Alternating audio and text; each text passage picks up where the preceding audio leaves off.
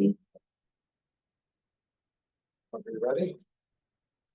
Everyone's ready? Well, let's call this meeting to order. And we have continued discussion. First one is the building code, which should be just cleaning up some. We might need to do a roll call first. Not on here. No? Call to order and roll Roll call. call. Okay, well, let's do roll call. You got me. Today is November 12th, 2024. Roll call, Rick Bright, Here. Dennis Kuhn, Here. Fred Knapp, Jeff Hamstra, Here. Ken Cawthorn, Here, Shirley. Thomas Hayes. Here. We have quorum. We have a quorum. We have a quorum with one member absent, Ken Cawthorn. Sure, he'll show up here shortly. Okay, so the first item is the International Building Code. So this should be just reconciling the amendments. And getting everything coordinated. Does anybody have any comments on the building code? These will be the final amendments, right? Yeah.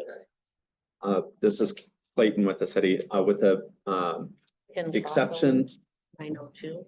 of a clean version. We will also be posting a clean version that doesn't have all the red lines.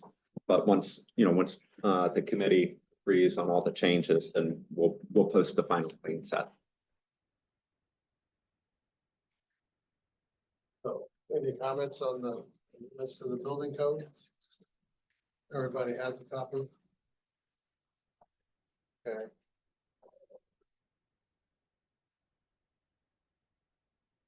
No comments? That was perfect. Give you a few minutes here to kind of review it, if you didn't get a chance.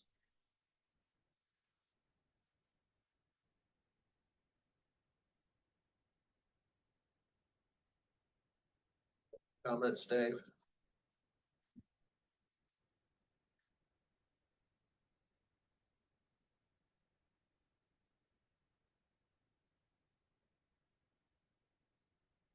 Or the penetration thing.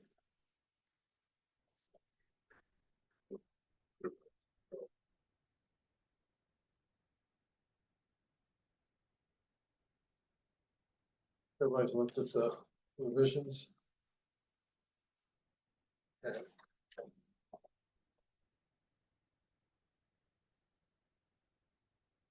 I guess we need a motion to approve if you don't have any objections. Do we have a second? Second. All in favor? Aye. That was way too easy. Okay, so next is the existing building code. Any comments on the existing building code amendments?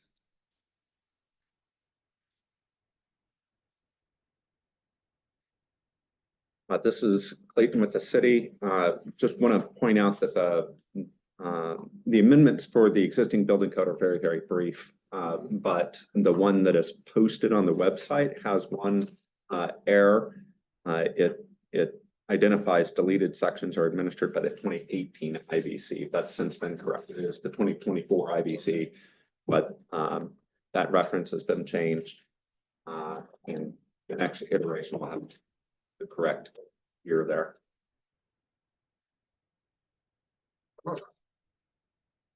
Does anybody use the existing building code? Change it. It doesn't help us much on electrical, it seems, because it tends to just say follow the electrical code, which means the current edition electrical code. So it doesn't really provide relief in the same way that you might get relief from guards and stuff like that. Right. Yeah, I think the inclination is to go to the building code, and then if you run into a difficulty, then to go to the existing building code. So I don't think it's used that much. Probably more in the downtown area where you have existing conditions.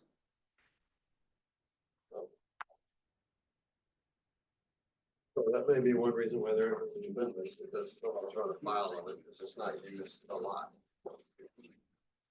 So any comments on the existing building code? No. Do we have a motion to accept the amendments? Second? Second. Thanks, Jeff. Discussion, Discussion? subject to what Clayton said, adding 2024 instead of 2018 as was published. Okay. Is that acceptable to That's acceptable. you? Made a Acceptable. motion, it's acceptable. Yes. Changing the date. Yeah. Yes. Okay. Any more comments? All in favor? Aye. Any opposed?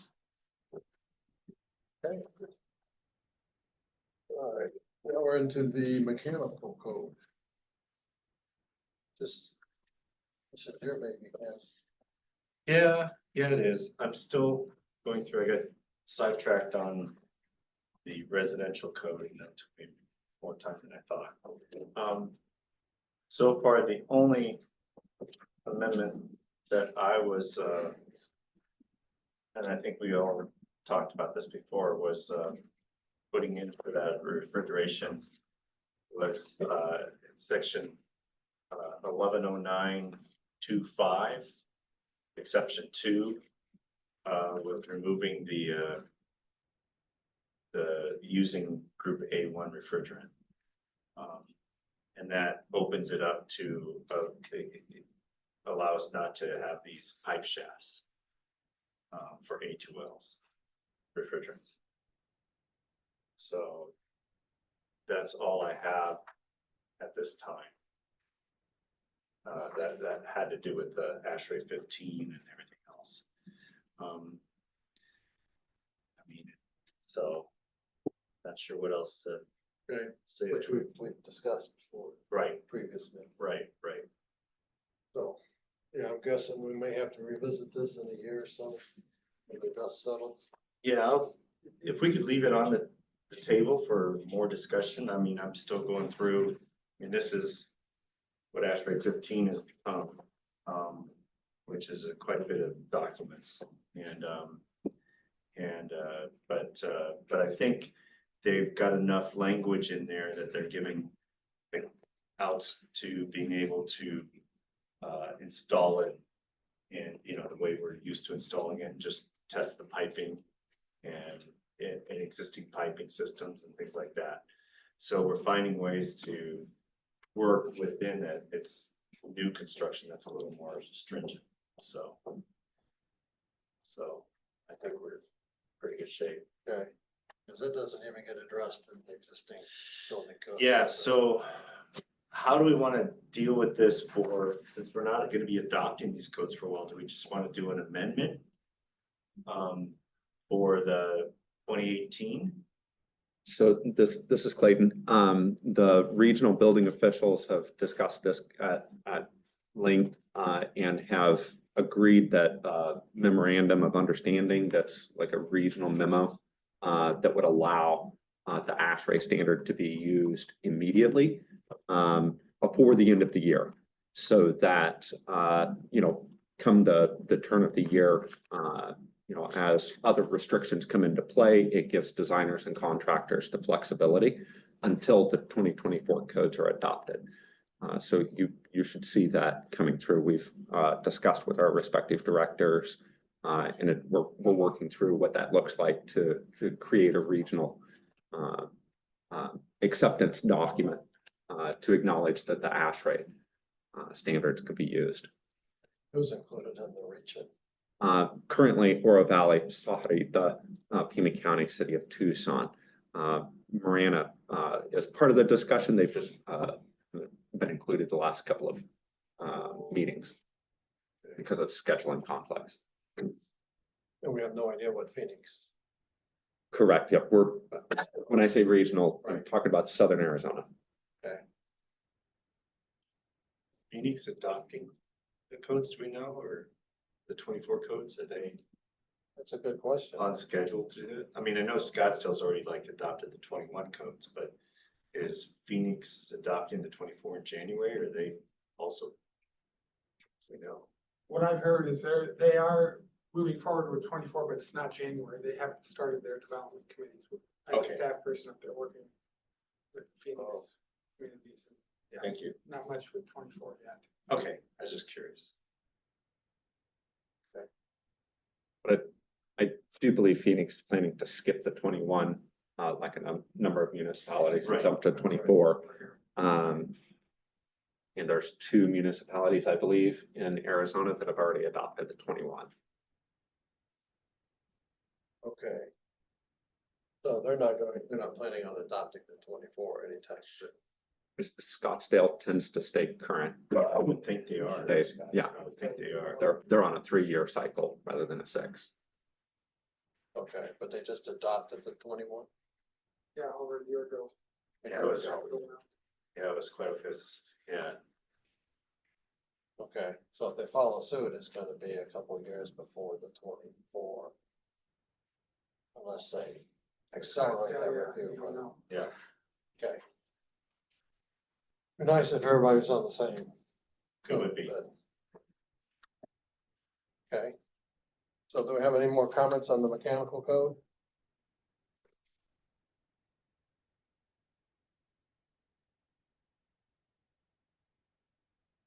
They beat this one to death.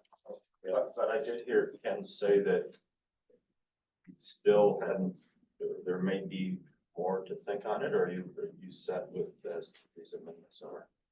I thought you suggested to just keep it on the agenda and not say we're done yet.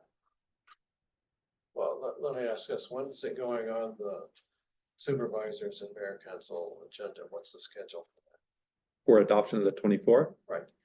We're shooting for March, Okay. possibly April, with an implementation date at the beginning of the fiscal year, July 1. Okay, And we would follow right behind the July one. right. So what's the drop dead date? So in order to work backwards from an implementation date of July 1, we need to bake in enough time for Pima County to also get in front of Board of Supervisors. That's where we're at, the March, No, I'm maybe talking about- April. I'm talking about our deadline in order to meet your schedule. The stance is dependent on yours, right? I would say February. February. Okay. Okay, So can we table the mechanical till next month? okay, Let's do that. I feel better about that. So we'll make sure the mechanical code is on the December agenda as well. Yeah. okay. But pretty much is everyone's agreed on where we're at with that, except it's in such flux that we wanna give a little bit more time to see what shakes out. And on your memo of understanding, that would be referencing the latest editions of ASHRAE and not tie it to like a particular one. Precisely. So would you like to make a motion to table this? I motion to table the mechanical code until next month, next meeting. Okay. Do we have a second? Sure, so. Second? All in favor? Aye. Any opposed? Okay, so we'll hold the mechanical code over to the next meeting. So that leaves us with the residential code.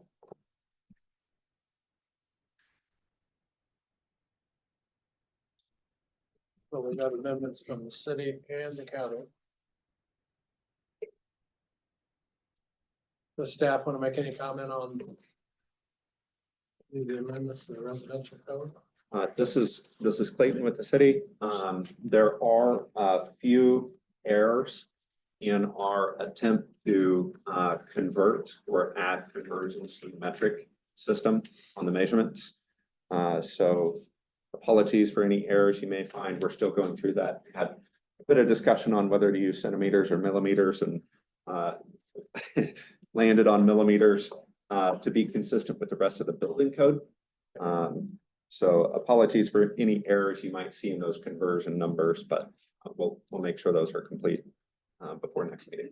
Okay, And this is Dan. I would say because we have the up to 4,000 feet and above 4,000 feet. I did not do those in millimeters. I did those in meters. So we didn't have a 9-digit number. Okay. System.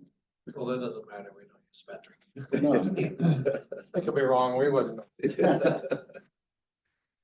Okay, so we have some structural amendments. Dave, did you have any comments on the numbers we settled on here? Like the 105 mph. This is Dave Gibbons. I do not have comments about that. Happy that they're consistent with the ABC. Let's have any comments? So this is Ken Baughline. For the required cooling. The evap cooling. So the evap cooling will work depending on what we use as a design wet bulb temperature. So we're not really saying what to use. We're giving design dry bulb, and we do give it design wet bulb. Okay, if we use 69, we're good. Okay, never mind. So that's in N 1101, we give the design wet bulb of 69, which is much lower than typically use here. But that would allow us to get to the 85 degrees pretty easily. So that should be good. Okay. Okay. I'm good with that.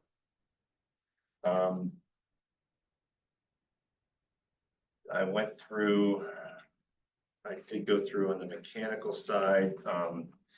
They have so they've got, Ashtrays has a few standards for residents. They've got both the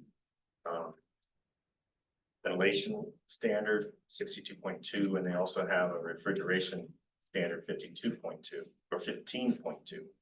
Sorry. And 15.2 goes through, and it's, you know, the standard in IRC is just a single set. You can't, if it's an A2L, you can't have more than 35 pounds, which is pretty high. So 15.2 goes through and says, well, if it's between 4 and 35, it needs to meet this criteria.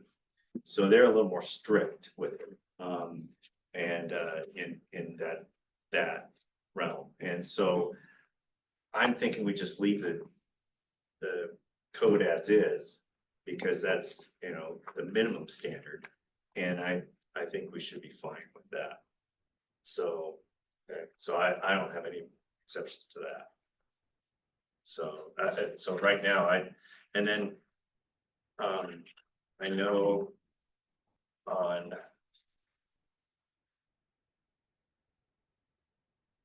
county, there was, you know, you were questioning the temperatures, and I think all the temperatures are good.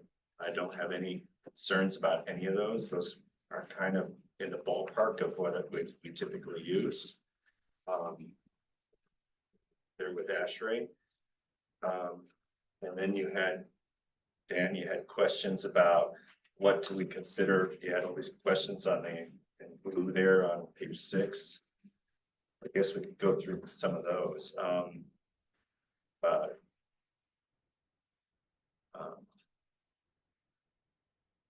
Yeah, those were just questions that came from the staff, so I Right. relayed them on. So I didn't, so 325, so as far as can maintain a required temperature. That was the. That the new, That's the new section for 325 light ventilation and heat.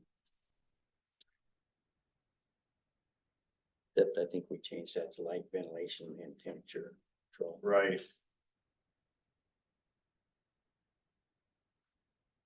Passive system.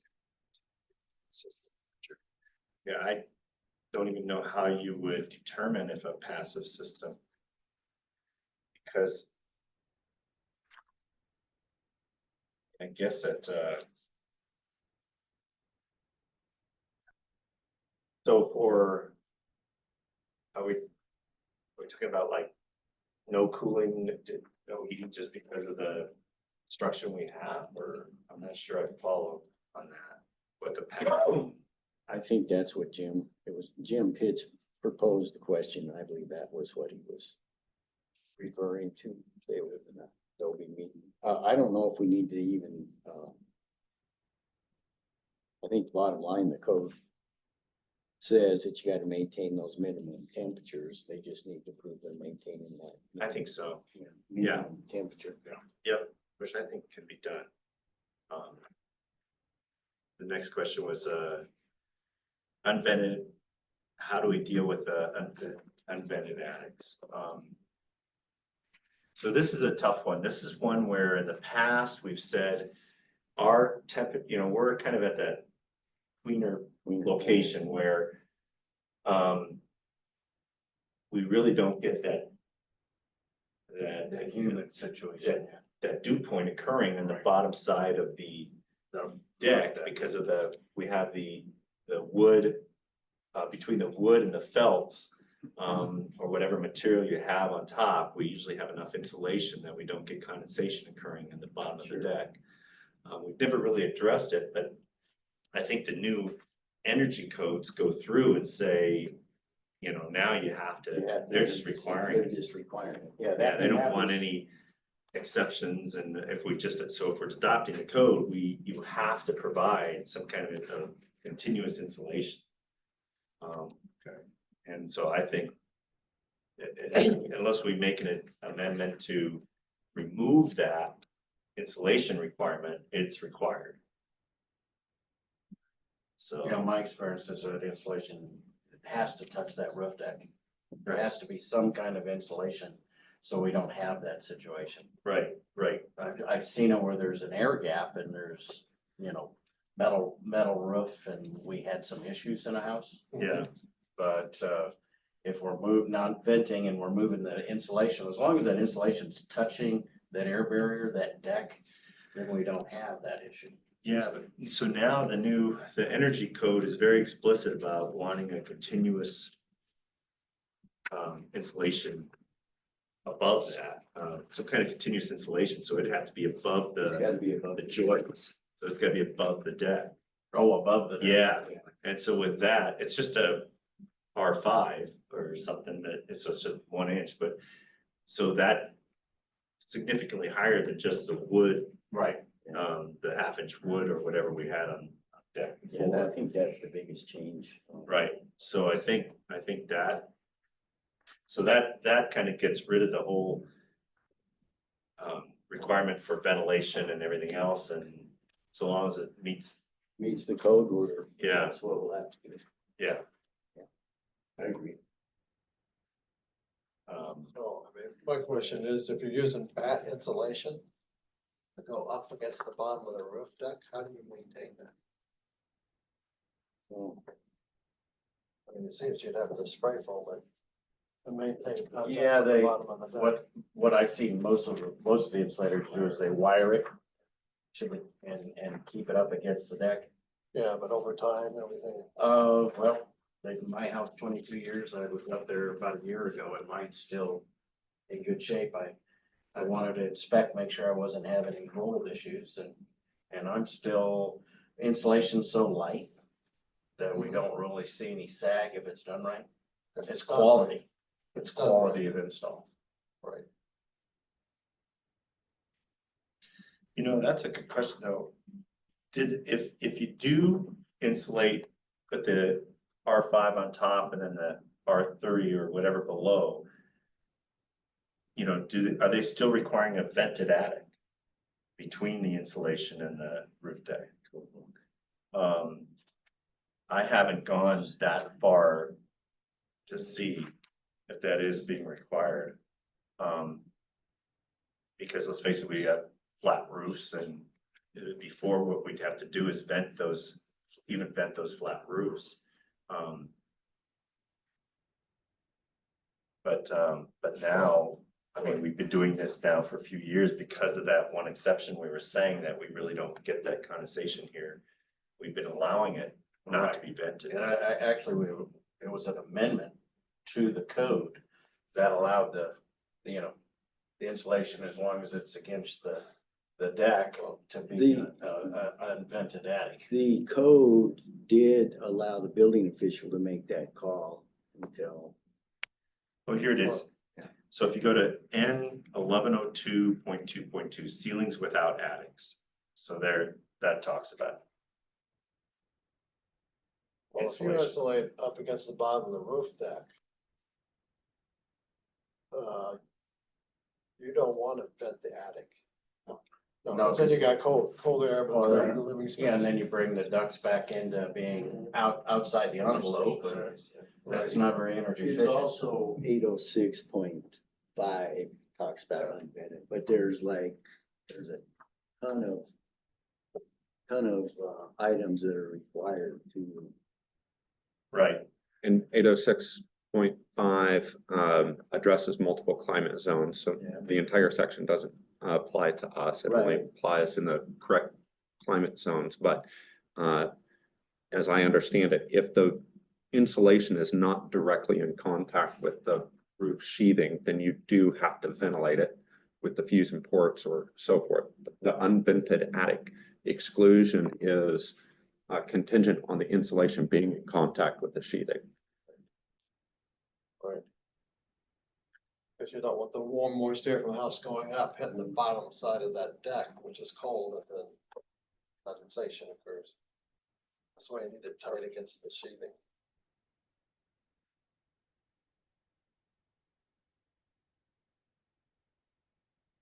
So I thought if we got over R38, we were wasting money. R38 for our zone is the minimum. Well, I don't know that you gain much. You got diminishing returns if you go more than Yeah. R38. Right, Well, what I'm seeing a lot of on the higher end homes is they're spraying about 2 inches of foam and then putting R30 bat against that. I against the think that wall. is, I think that's the best application because it gives you a really sound air barrier. You know, so we don't have any voids. Right. And so I think that's, in my view, is the best application, and I always try to direct planners and builders to do that. It's a great application. Well, that's curious. If they're up there spray foaming the bottom of the roof deck, why would you bring in another group? Well, the problem is because to get to the R38, it becomes so thick Mhm. Yeah. that Doing the layers cost, anyway. the cost exactly. Yeah, and you can't just spray 10 inches deep. You have to spray it, let it set up, Come and back. spray another layer, and so it's better just to. Yeah. Yeah, like, You just spray that first layer and then bats, and Yeah. then you achieve the R38 minimum. All about the dollar. Oh, yes. So I guess my question on this rigid on the roof deck, what's the view on existing structures? So you got an existing structure that's not an air conditioned space, you convert it like a garage to a bedroom or something. Go back at that point and put rigid on the roof deck, you're gonna have to pull the roof off to do that. So what's the view by staff on existing conditions? There is a section, I'm trying to pull it up. I believe it's in chapter 9 for roof covering that identifies if the cavity is exposed, that you have to fill the cavity with insulation, which brings up, okay, so let's say that there's an existing building that has 2x6 rafters that was approved for habitable space. You can't get the R38 in a 2x6 cavity, but if you expose the cavity, you have to completely fill it. So there's other provisions associated with providing insulation on the top for continuous to avoid the thermal bridging that can occur with the rafters. But there, suffice to say, there are provisions associated with insulating to the greatest capacity that the existing structure can support. Okay, but I'm specifically asking about this rigid board on top of the roof deck. So the requirement on an existing structure requires removing the roofing, putting the insulation down and re-roofing. Like when we're doing existing structures, we have an existing roof. Are you still gonna require the 1-inch rigid insulation on top of the roof deck? So the It's an interesting question. I'm trying to make sure I understand the question itself, but for starters, the city of Tucson doesn't require a permit to replace like-for-like roofing, so we typically would not be involved in the stripping of an existing I'll roof. give you an example. Say somebody's got a garage and they would convert it to a bedroom. That's that would be a different scenario, Well, I because mean- it's a conversion of the use. So if we're Yes. going from a garage to habitable space, it's a change of use of that space, and then they would need to meet the current code for that proposed use, in which case it could be a combination of insulation in the cavity plus continuous on top of the sheathing. That option is open to them based on the design parameters and what how they are trying to meet the code. But the code's requiring a 1-inch rigid on top of the roof deck. Which. Would there if you're be the converting- option to not do the rigid? If they're not replacing the roof covering. If the But there roof is a covering change comes of off, use inside that would otherwise require R38. and they would need to demonstrate how they could meet the code in order to change the use of the space from non-habitable to habitable. It could feasibly be done interior to the building, but that's also relative to the existing structure and if that existing framing is being modified or so forth. So you're saying there's some flexibility on existing structures that get converted to living space. Correct. Okay. And typically, we would all, this is Dan, like Clayton said. If they were not touching the roof covering, we wouldn't require them to do that unless they couldn't prove that they can meet the other requirements from underneath. Okay. God forbid somebody put a new $50,000 roof on it, then have to pull part of it off to put the rigid. Yeah. Okay. Any other questions here? And again, I don't know if the off-grid housing, we are getting some people that want to live off the grid. We don't have any guidelines specifically for them.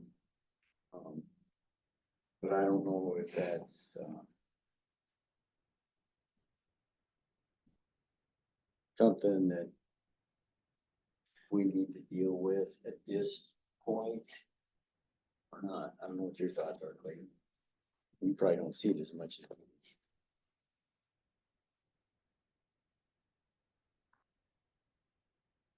Oh, I'm curious, what additional guidelines would you have for off the grid? Well, do we set a limit on how much solar battery, solar or battery storage capability they would need to be off the grid? I mean, the code's kind of silent on that right now. Would some of the circuits need to have 24/7 power? Do we need to have a certain amount of water storage capacity if they're living off the grid? That was just questions like that, and I don't know if there necessarily is a good answer to that. Well, We don't see a lot of them, we do see some. I would be concerned if they're relying on solar and battery. I mean, I've done this before in New Mexico, they were way off the grid, it was gonna cost $150,000 to bring power. So they had solar power, battery, and a generator. Mhm. The generator rarely comes on, just to run for maintenance purposes. Yeah. But you can't rely if you got a bunch of cloudy days and the batteries. Oh, no, understand, so. So your issue there is you have a dwelling, has a fireplace in it to provide heat, but you still it should have smoke detectors and carbon monoxide detectors in that scenario. And the local batteries in those are not designed Kinda, for Sure. very long time operation. They're relying on the AC power, so that could hit that scenario that you're thinking about. yeah, I don't know the answer to, from a code point of view. I think right now you basically can build your generating source whatever size you think you're gonna need to handle your capacity requirement. Mhm. You have to wire the dwelling as though it was grid connected, which say might put a 200 amp service on it. You still might elect to put in a 40 amps worth of inverter to feed the whole thing. Yeah. Yeah, so no, when I think about it, since the city would not deal with this, we would deal with it, it's probably more just a policy that I would need to write for off the grid stuff. I will say, I've actually done a couple jobs like that, working with a solar contractor that's really into that aspect of solar and off grid. And the sense I get is that anybody who owns the house and does it is like highly motivated and understanding more than the average person would about how to manage their energy usage and all to try to make it work. Sure. So there's probably a little less risk that way, at least for the initial person developing the house. Somebody new coming in might not know what they're getting. So you've been dealing with that on a case by case basis? Yes, yes, we have, and like I said, it doesn't come up a whole lot. It was just, the last, actually, when the plans examiner proposed this question, he was actually reviewing the chicken. It was. Yeah.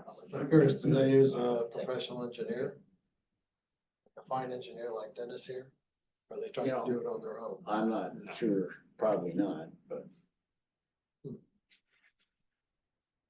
Yeah, that would be my concern if they weren't hiring, someone like Dennis. Maybe it's right, maybe it's not, right? no, that's what we should write in there. Can do if you hire Dennis. Exactly. Dennis doesn't need it anymore. Do we have a motion on the floor? There's some deal. All right, well, thanks for your thoughts. We'll work on that internally. And then the last one, which I know came up earlier, was the vapor retarder under slabs. So is that something you're gonna start requiring? It's been in the code. Yes, No, I know it has been in the code. but talking to some concrete contractors, they are absolutely opposed. I'm opposed. Because 100%. it It impacts the causes finish, cracking, it causes a lot of issues. and they get a lot of callbacks on the slabs they pour. Yeah, that was interesting articles you had sent, Rick. Yeah. Concrete needs to dry out from the top. Well, no, Yeah. I understand all that stuff. Well, But what I'm wondering is maybe you make it dependent on the type of floor coverings that you put. well, but the problem with that is you don't know what floor coverings they're gonna put. No, 10, no, 20 years. yeah. No, you don't, but. So the IRC leaves it up to the building official. The IBC requires a register to say it's okay not to have it. Well, I mean, I had a little discussion with Clayton. I would say most of the houses don't need a vapor barrier, but there's some instances that do. So my suggestion was you require it unless you have a restaurant that says you don't need it. Because it's a judgment call. And that's essentially what the IBC is saying, and I was thinking maybe Right. that's what you want to do with the IRC. Right. Always leave it to the building official, but me as the building official, I'm gonna require a register. So does that need to be codified? No, I think the challenge more, Dennis, was we never required. In the 24 years I've been here, it's never been required. But the code has required it for many years. So, What does our residential guy All right, have to say? do you see that going into the future that way, that you'll leave it open to interpretation? Or,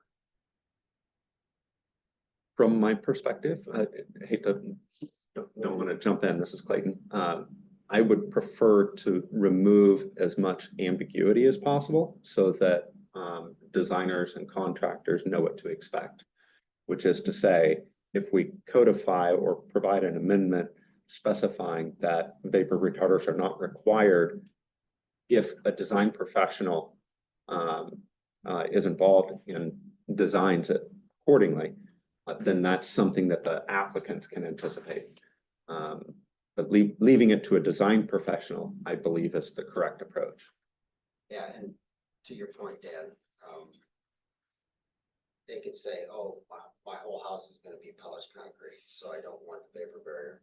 But then you come back after they build their house and they have, you know, LVT and they have carpet in there. And I mean, what we do with our clients is we basically tell them, if you're gonna have a floor covering, we'll put vapor barrier down. We're fine with that. Cause it'll crack, it'll be covered, it's fine, no problem. But if you're gonna have exposed concrete, we do not recommend it. We can't guarantee that it won't crack. And normally that's kind of what they let, so we basically do a patchwork. We bring that vapor barrier up into the walls. And we do a patchwork of vapor barrier where there's floor coverage.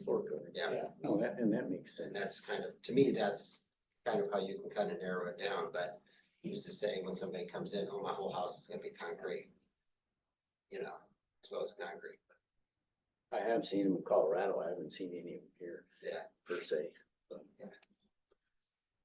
Do you run across many cases where damage has occurred because of moisture coming up through the floor? On the residential, I don't think there's maybe a few. I don't, Brent, you were aware?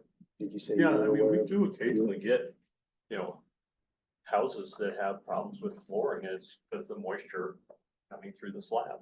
So, I mean, it's a real phenomena. And it's, again, it's worse here than most of the country, because the air above is so dry. If you have moisture. And so it's like a sponge pulling that air or pulling that vapor vertically, because if we had moist air, like we know your house is, you're not gonna have much moisture trying to come up because you've got a moist environment above. But when it's dry above, it's just getting sucked up so quickly. So that's why, you know, we do see cases. I mean, I've seen numerous commercial jobs where we've had a lot of problems.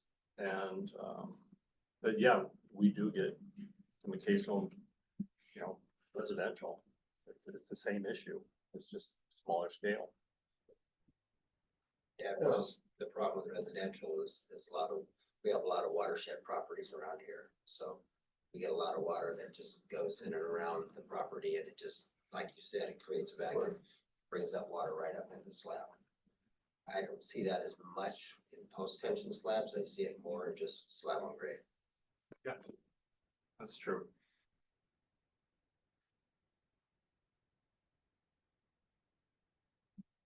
Yeah, but most structures you don't see a problem. But And in other structures, it's become Commercial more of an and- issue since the VOCs Right. changed. So, but if you want exposed concrete floors and you put a vapor barrier in, you're gonna have finishing problems. well, yeah, I mean, I've worked on a lot of schools with polished concrete floors. They absolutely do not want the vapor barrier. And it's like perfectly fine. Don't put it in. But they are on notice that if they do put VCT down or something, that, you know, they're likely gonna have an issue.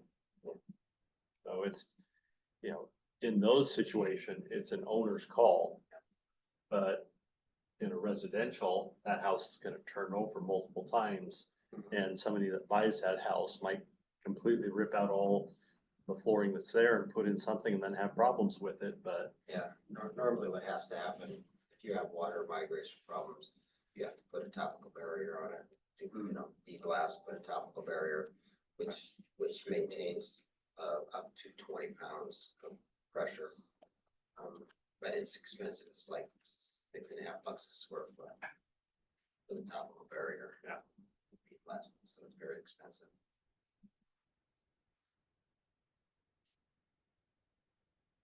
Yeah, because requiring a vapor barrier is going to eliminate exposed concrete floors. Because as a concrete contractor, you're not gonna want to touch that. Yeah. Right? They're gonna go, won't touch that. And does the code specify at what elevation the vapor barrier goes? Can we? keep It just under- says it's required. No, I've seen them put it, Tom's used, Fred, I've seen them put it under the AV. Under the. Yes, I've seen that too. That's your call. Yeah, that. Yeah. Well, the information I sent to you shows when you do that, and when you don't do that. Yeah, I thought that was actually pretty good information. Yeah, well, they have recommendations on Yeah. when to use it. Mhm. But yeah, it is a problem with exposed concrete floors, because no one will touch that, because they can't guarantee the finish. Well, Sure. Like I say, if you bring in a restaurant to make a call, I don't know if you guys want to make that call on a case by case basis. If I were you, if it was required, I'd require it, unless the restaurant said it was okay. Because a lot of times it's a drainage issue. Mhm. Water is forced under the slab and it migrates up. And people do all kinds of stupid stuff after the house is built. They cause, drainage and grading problems.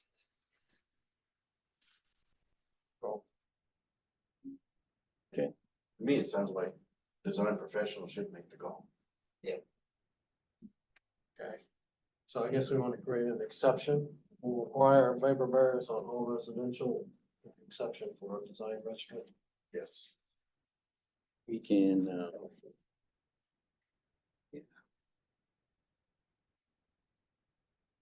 This is Clayton with the city. We'll make sure a draft exception is available for your consideration next meeting. I really think we can use the language that's similar to what the IBC says. The IRC does have their exception for, item 4, so maybe that just, By the building official? you're right, so maybe that just gets to be expanded to the, Mhm. or Well, but- professional, or Yeah. professional. Yeah. Architect or. Well, if Or I were the somebody. building official, I'm not familiar enough with that specific site to feel comfortable making that Make call. that decision. I'd rather the architect make that decision. Exactly. I don't know how you guys feel, but that would be my feeling if I were in your position. That's kind of my feeling. That's one of the reasons we brought it up.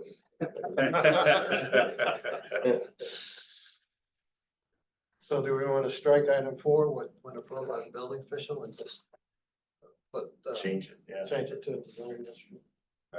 Registered design professional. Right.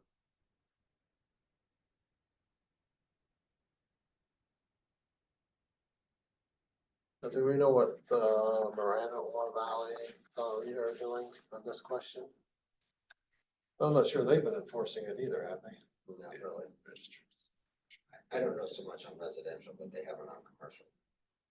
Well, you have it's not required Yeah, because you have a design, right. or you have a restaurant on. Right. Right. Okay. Everyone's agreed, and then we'll get rid of the building official and basically substitute for restaurant. Or just registered design professional. Yeah, there's no license registered. Because there is a definition of registered design professional, an individual who is registered or licensed to practice their respective design profession as designed by the statutory requirements of the professional registration laws of the state or jurisdiction in which the project is to be constructed. So it can't be like the home. Right. It's gonna be a structural engineer or architect or. Right. So I just think that'd be fine, just a registered design professional.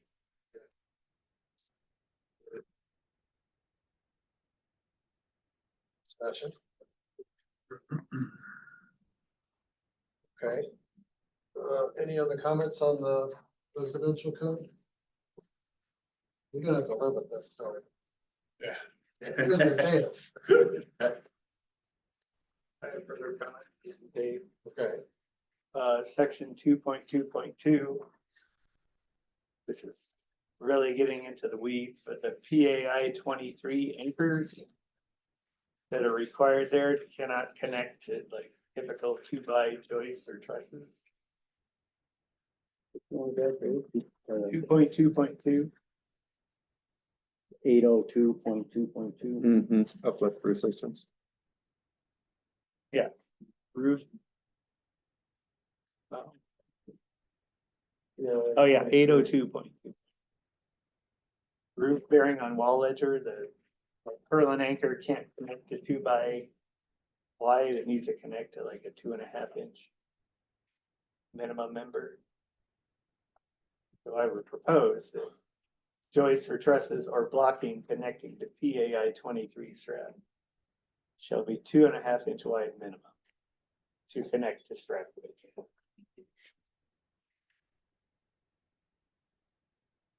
Being specific about a strap, we should say needs to connect to a appropriately sized. If you have a 2x framing member, you don't have enough room to nail off this Right, connector, you right? can't nail it with grips.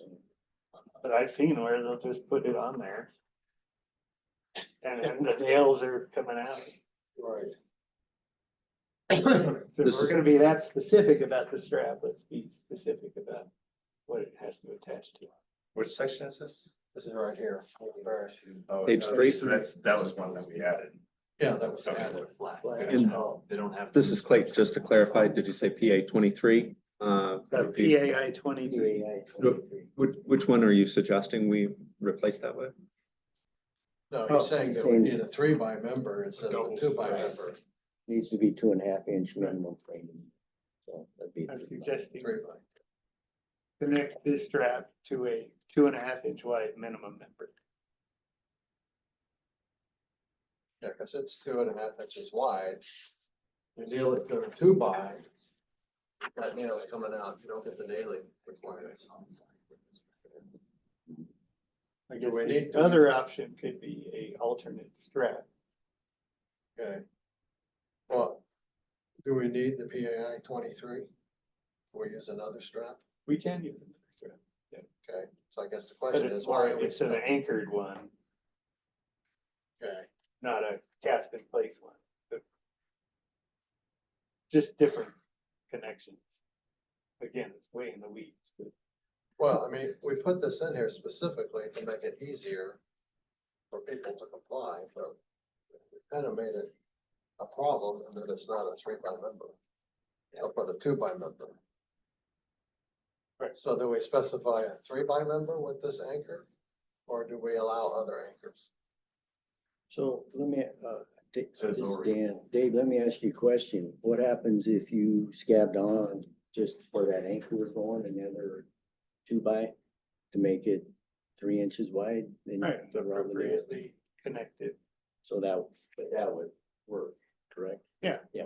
And we could, if we're being this specific, we could tell them, use a 2x4 by 4 feet long with such and such nailing. I could come up with that. Like, This is Brent. Should we just simply say installations will follow manufacturer's requirements? Yeah.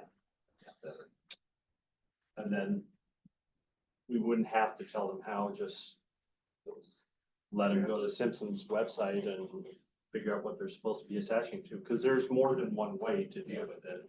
yeah, there's plenty. And it does say or equivalent, because you can go with, a side mount, like, side mount, kind of like a hold down is. But now for the side that bolts to the wall, so it's not even going on top, it's going on the side. A lot of people prefer that anyway because of roofing issues. Depends on if there's a ledger that would impede that strap But this connecting is to the side. Definitely talking about Let's ledger. talk Right. about the. Yeah, that's right. So I guess what I'm wondering is, could we get away from specifying a specific strap and just require that the strap is embedded or something of that nature? Because what happens is, I mean, everybody in this room is very familiar with the Simpson anchors and the 3x and all that, but somebody building a home, they're gonna put up the 2x framing member, order this, and just nail it. That's the concern. and that's Right. what Clayton was referring to, then we just say. Can we put like a minimum pound resistance or some other criteria? Yes. Well, that's one option. The problem if you start just putting a number of pounds, people will start to become creative about how they do that. We'll be back to plate washers on ledgers, which are have historically not done well. Okay. So we could say something to this effect of installing a ledger anchoring device designed for that purpose. Okay. Something along those lines. And if we could come up with some sort of minimum force, look through some of the hardware that's available, try and find some anchors that'll do that job, do a quick calc and see what's a reasonable amount for the spans of walls we're working with. Yeah. Do you want to come up with something like that, Dave? Yeah. I can do that. Be great. If you want to bounce it by me, that's great. Okay. This is Brent Woods, by the way. Here we go. Yeah, we want to make it easier for people doing the houses without getting them into a problem. The problem is you get homeowners putting together drawings. They have no clue what we're talking about. They're gonna ask us what they're supposed to put in. And we're not supposed to be designing it for them. Right. But you will be. Well, that's why I think the code was good with the amendment, the way it was put in, because it gave people an idea of what we were even talking about.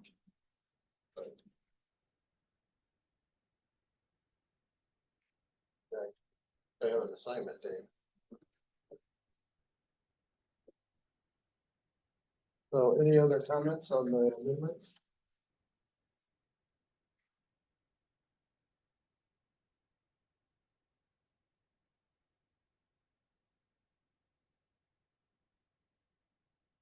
With the water sense requirements? This is Clayton. Yes, the water sense ordinance has now been added to the IRC amendments. The City of Tucson Mayor and Council required that all fixtures, plumbing fixtures or water sense or equivalent or exceed that. So we've now taken that language out of the separately adopted ordinance and added it into the amendment package. So that should be addressed in Page 5. yep, E2903.2. Those values are reasonable values. And these, the amendments indicate red as though those values have changed, but I do want to point out that these are the same values that were adopted by Mayor's Council. They're just new to this document. So the only problem I see, and I don't think it's really a problem, is you have an ordinance that says water sense. We have the code that gives specific numbers based on those numbers. What if water sense changes those numbers? I can't see that changing in the next code cycle, but asking what, then you got a conflict between the ordinance and building code.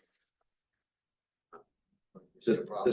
This is Clayton. I don't see a problem with that, but should it become an issue, we can always amend either 2903.2 or table 2903.2 because they do go together. So that I think that would have to be something we would address if it becomes an issue. I was passed over. Dave had another, or Dan, I'm sorry, had another comment on, we got rid of the amendment for 280161 because that's now addressed. And there was a question, should there be language for water heaters in garages about specifying what is considered protection against damage?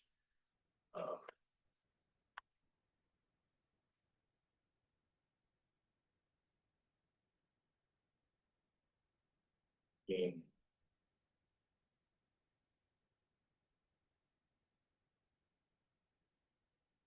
so what, I'll just get to that P20.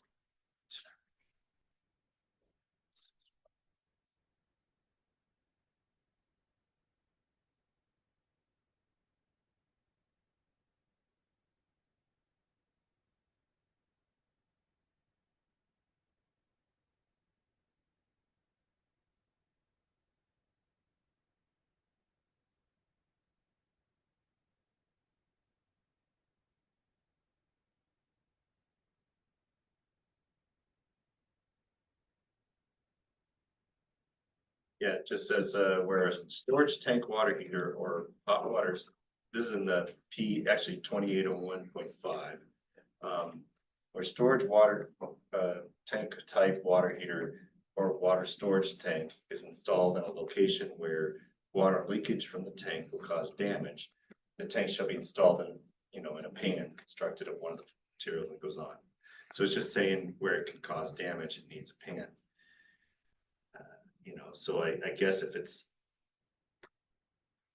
I mean, if there's a leak, it's always damage, right? Cause you got water, right? So you're gonna have wall damage, whatever. So I think basically it's saying you need a pan no matter what. Yeah, We- but pan doesn't drain. It's gonna fill up. I'm not sure if you'd always have damage. I have water heater in my garage. It has a concrete floor. It has CMU walls. It's True. it did nothing to damage. Right. Well, mine's in the Maybe middle of get- the house, Maybe so- get some efflorescence on the block or something in the Right, water. I don't know. Right. Yeah, mine's in the middle of the house. so- Well, that's different, but I mean, you have to require it for every What's in the installation. garage? This is Dan. This was where we run into the issue is in the garage.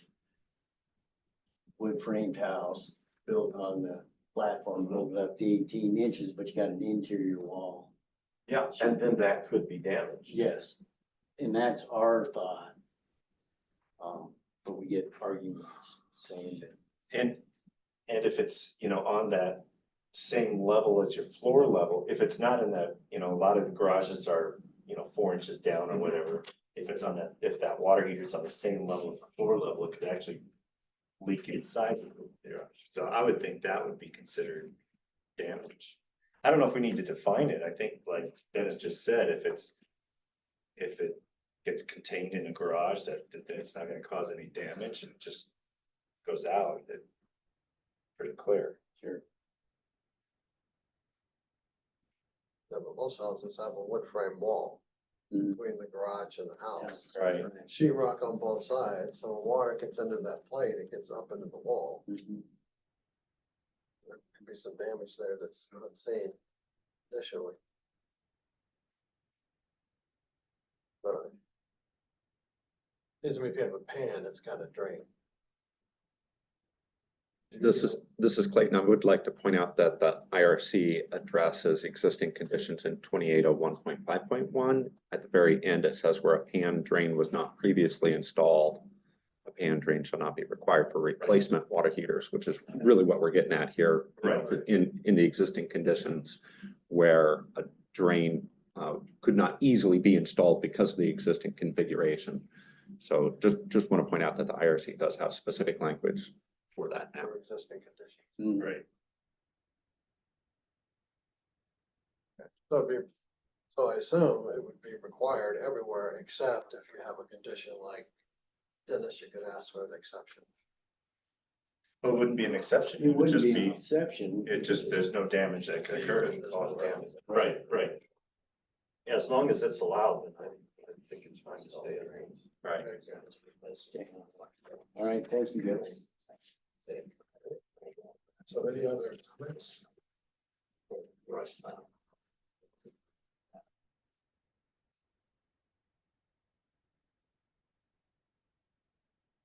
So on this air leakage, county's requiring it, but the city isn't. Which section? Are we talking page 4 here?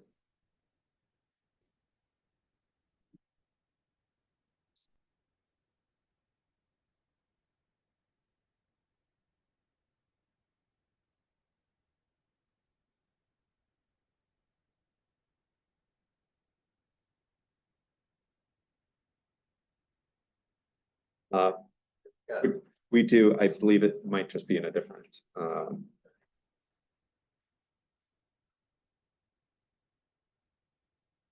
looks like it's in the same location. I did see a couple of locations where the numbering system may have changed between the county and the city amendments where we've organized something, but I believe the language is still the same for the air leakage.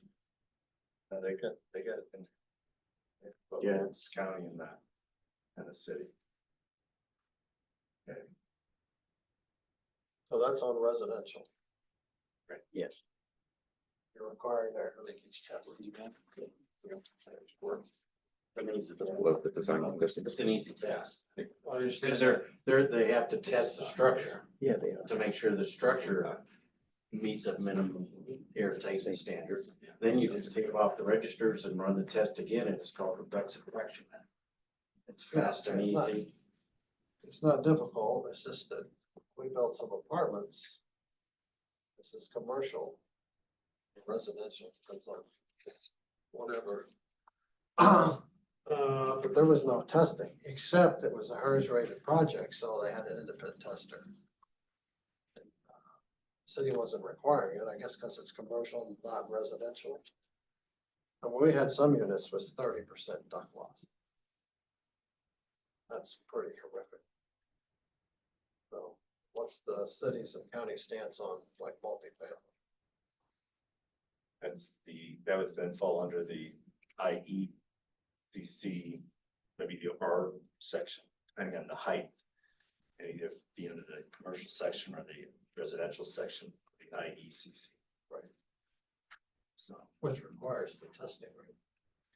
I don't think it does. I think there's, I thought there was something in there. Getting into the performance Yeah, allowances as well for commercial structures. Right.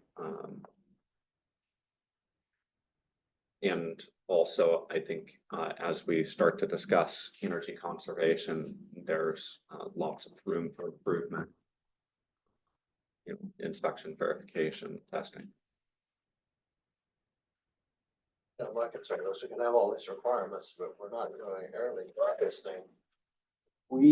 This is Dan, we've actually started, we haven't been requiring every single unit per se to be tested, but we required a sampling. And then if it doesn't pass in that sampling, then we would require additional. Well, that's what this first record did. He went I think through. some of it would be picked up in an air balance report. That you could easily look at the delivered supply air and the return air, and if there's a discrepancy, there's leakage. So could be very easily detected in the air balance report. That are required on commercial projects. Good point. Yeah, my concern is the apartment. Yeah. Those are blow and go kind of projects and they rush through those Oh, yeah. probably way too quickly. But then And there's a that, lot of energy loss. Well, duct loss. that falls on the professional that's doing the testing and balancing. And filing the report. I'm not sure they required a balancing report. The city. For a, air balance report? Yes, or apartment. Mhm. Okay. It may be. We won't worry about it because we had this HERS right here and it was just insane on everything. So there was no question it wasn't going to pass the city's inspection. Okay.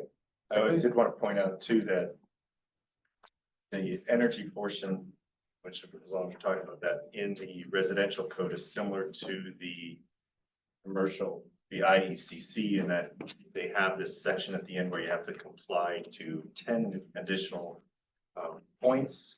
And they give a chart on what point values for increased, whether it's envelope, mechanical, or electrical.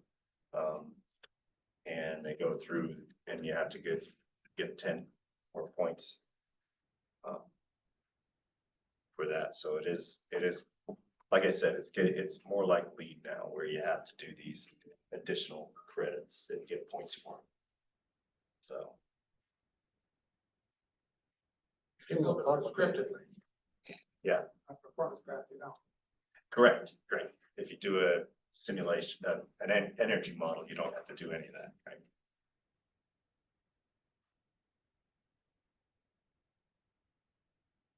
Complicated whole house anymore.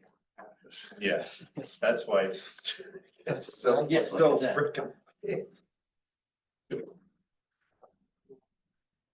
Curious, how many homeowners do you have doing their own plans and building their own house? Since pandemic, more than you think. No, Really? it's, what I see come across my direction, it's like, oof. all the corrections I'm sending back to them before I even think about looking at the zoning. And a few of them use a straight edge.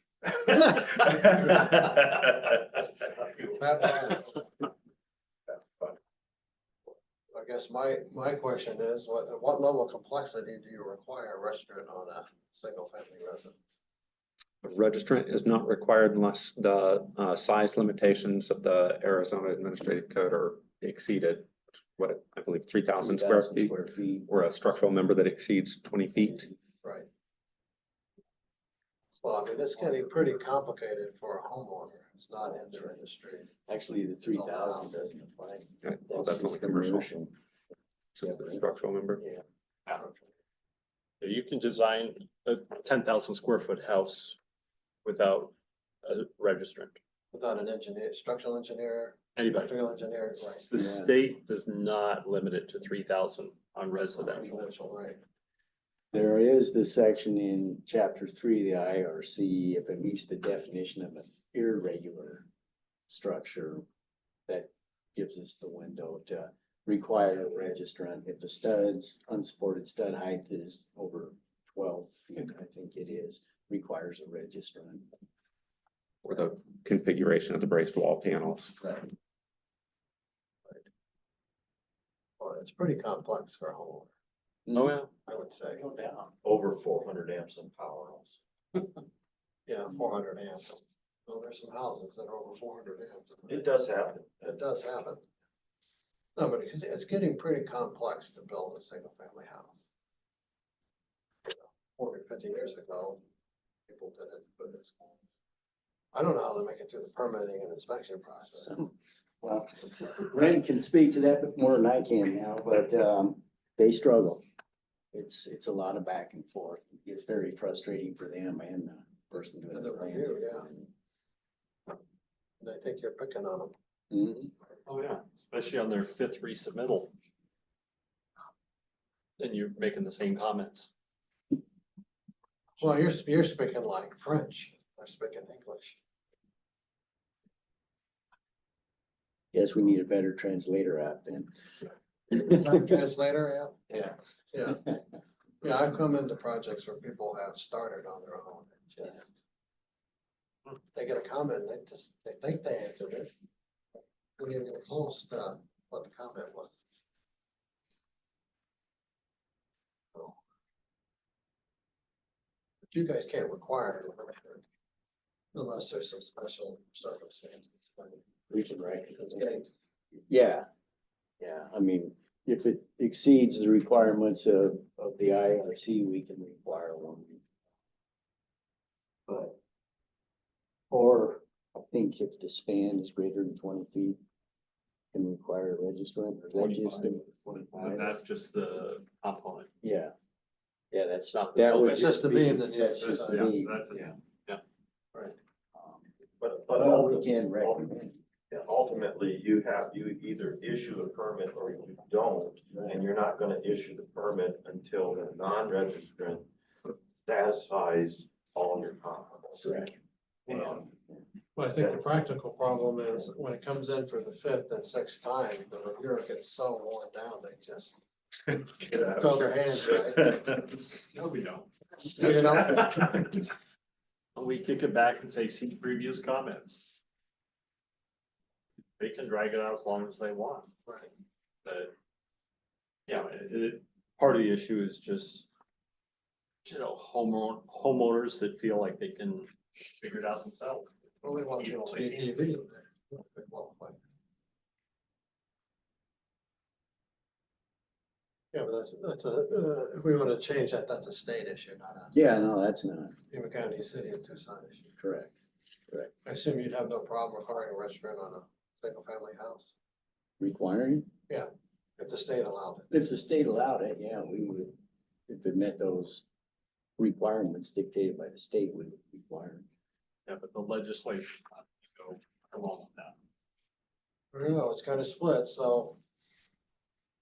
Who knows? We'll see what happens. Okay, any more comments on the residential code? So this is gonna show up on next month's agenda with these few tweaks that we have. Okay. Shall we move on to the energy code?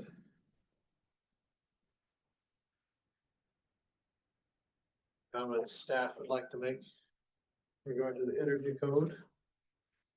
A lot more prescriptive options now. Okay, is that good or bad? I don't know, for sure. At this point, I don't know. So on the energy code, it's just going through the numerous additional items to try to figure that out. I mean, that's a tough one. There's, if you do the simulation, then you don't need to, if you do the energy model, you don't need to, you don't need to do any of those additional items. Otherwise, you have to do so many points depending on what type of building it is. And then you have to comply, you have to have a minimum of so many points, and then you go to that point system, and depending on the type of building, it gives you a point value for each additional item. And there's gotta be 30 or 40 items in there that you could go through to get those additional points. There's one item that still gives you an energy model, but just on mechanical. That gives you a pretty good point value, but yeah. So it's gonna be interesting. I don't know what else to say. I mean, it's quite a bit to it. Well, this is gonna be quite a change for even the restaurants. Oh, yeah, because now what it is before is you do your com check for the building envelope, you do yours, I do mine for mechanical plumbing, you do yours for electrical, and we don't hand them in. And you needed to pick one option, Yeah, and almost always it Those went on our you. way to lighting, Correct. because that was so easy to achieve. correct. Now it's hard to achieve, and now you can't do that because you have to do these additional items, and somebody's gotta be in charge, i.e. architect. So that somebody's gotta be in charge to determine this point structure, the value, and then it's gonna be, this whole thing has to be submitted as one document now instead of multiple documents that you would typically get. Right. So it's a lot more complex. Yeah, and it's gonna be, and we've done it for the 21, but the 21 code didn't have the amount of options. The 21 code did require you to have a single person in charge of putting all this together, because there were some options you had to go through, figure out. But now the options are huge numbers, yeah. Well, as far as I'm concerned, hallelujah. For the first time, we're gonna have drawings that are coordinated. Oh, you wish.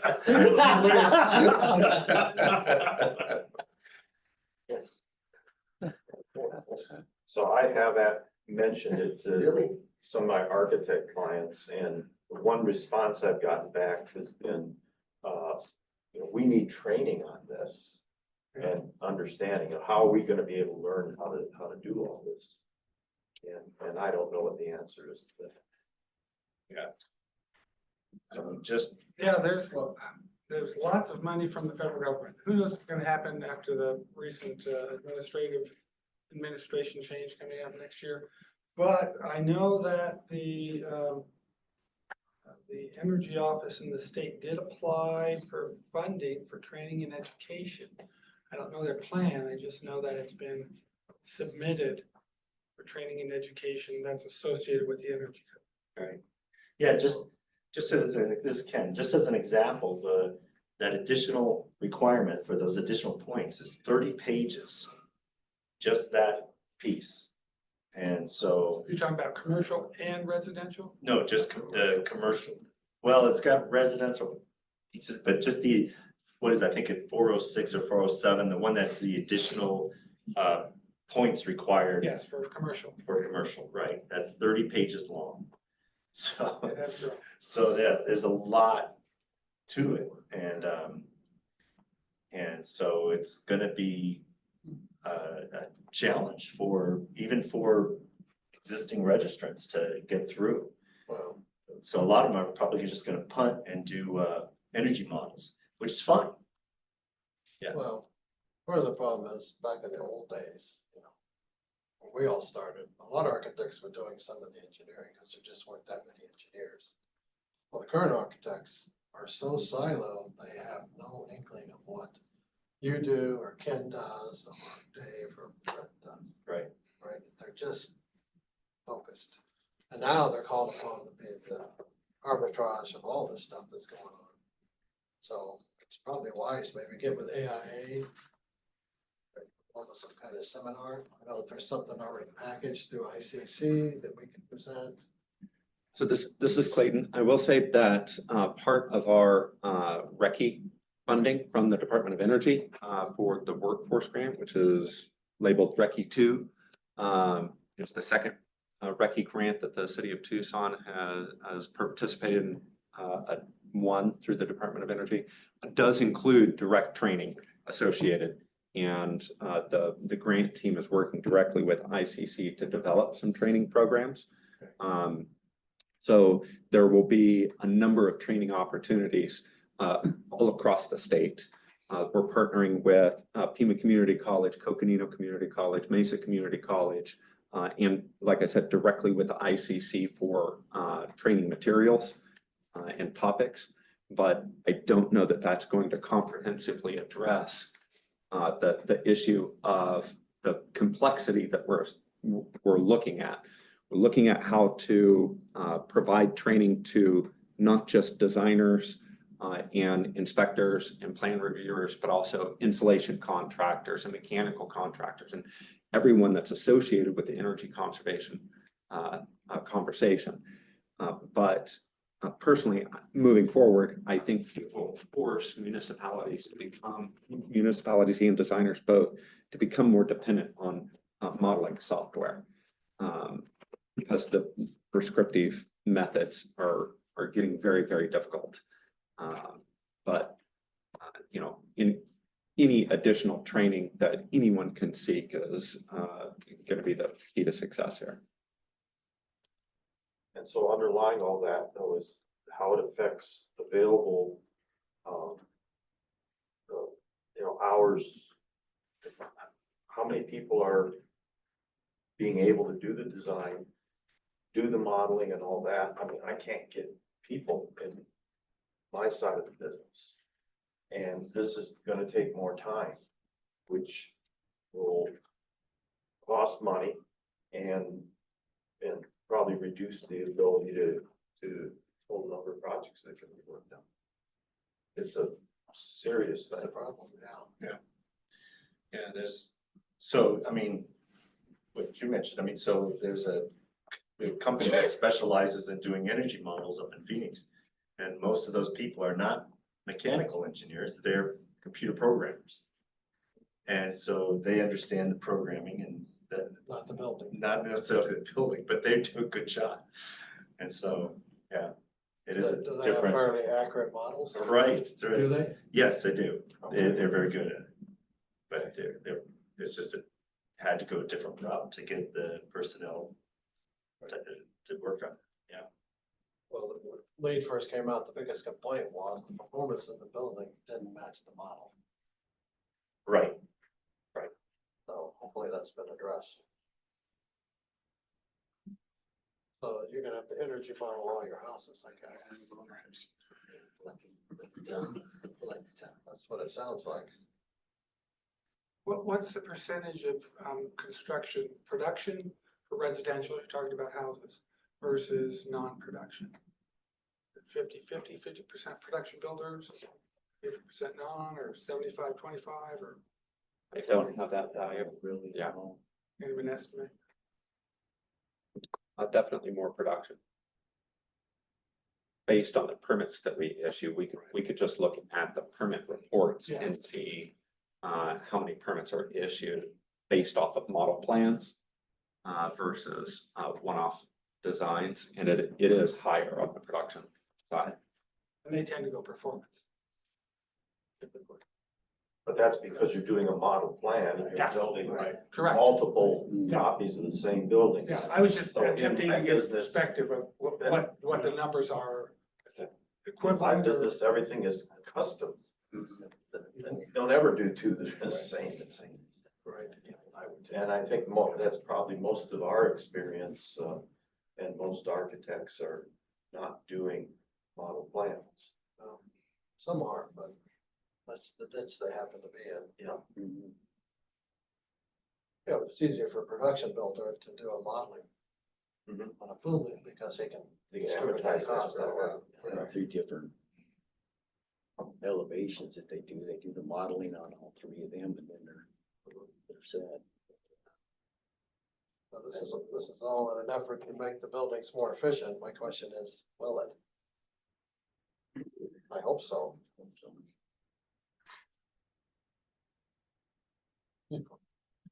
Nobody knows. I mean, it's the best guess.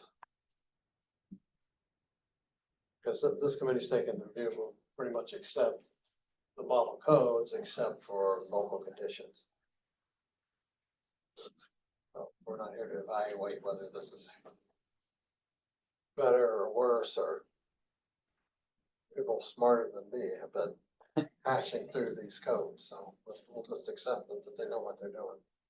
And only adjust it for local conditions. So have any other comments on the energy code? So real quick, in the numbers, in the table, which are the same in the IRC is all right for the commercial. Yeah. Okay. Yep, yeah. Yeah, I think that's good. Mhm. More comments? Everybody loves the energy code?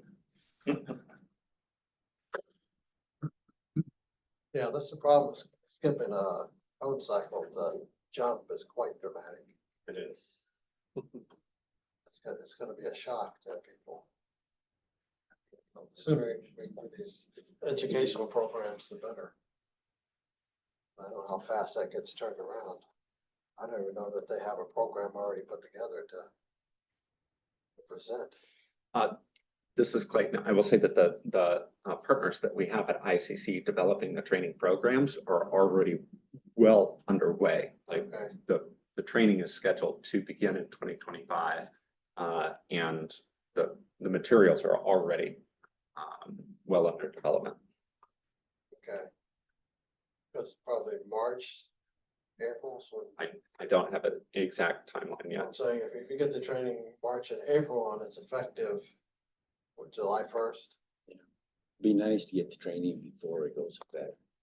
Well, probably a couple months because most people in the design phase of it. Yeah.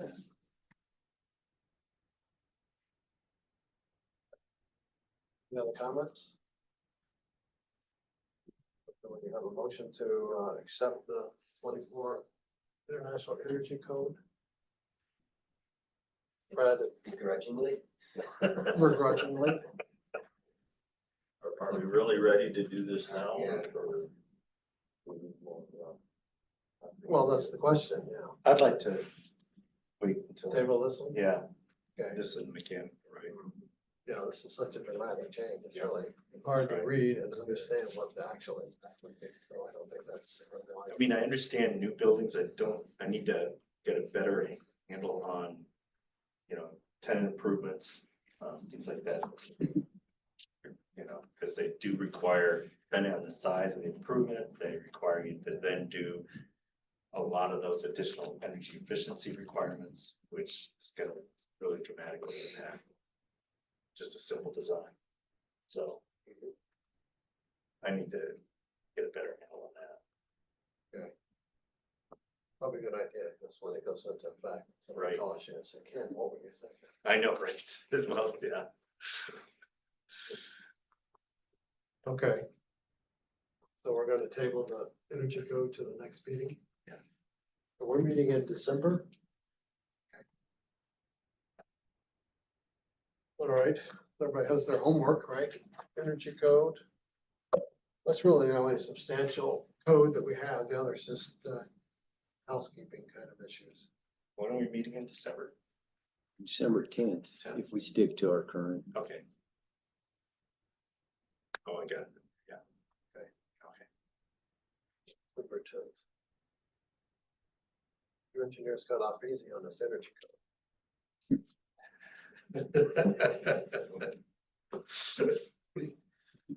Okay. So we have call to the audience. Anybody online? There is, but there's no, no one wants to speak. No one wants to talk. Okay. Jim, did you want to say anything? No, a lot of work and effort. I sat on one of the committees and one of the subcommittees for 2024. A lot of time and effort, put together a lot of engineers, architects, AIA was there. ASHRAE. Nobody ever considers reducing the code?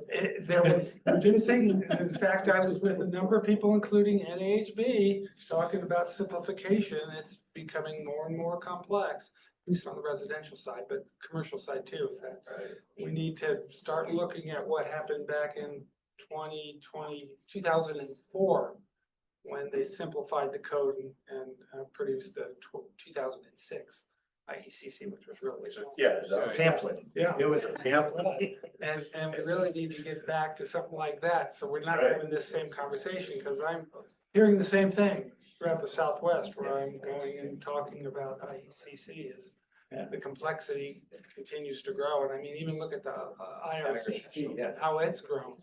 It used to be this little thing that, you know, the miniature code books, right? You're not even including all the reference material. Right. I mean, it's quite a bit of material to keep up on. Okay. So you're ready for adjournment?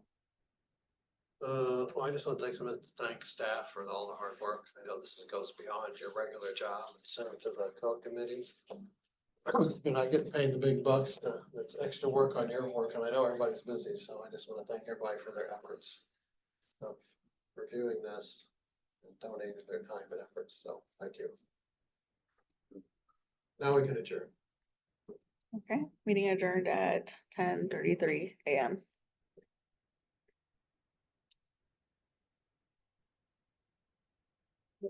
Yeah. Set it up here on the table right now. When you're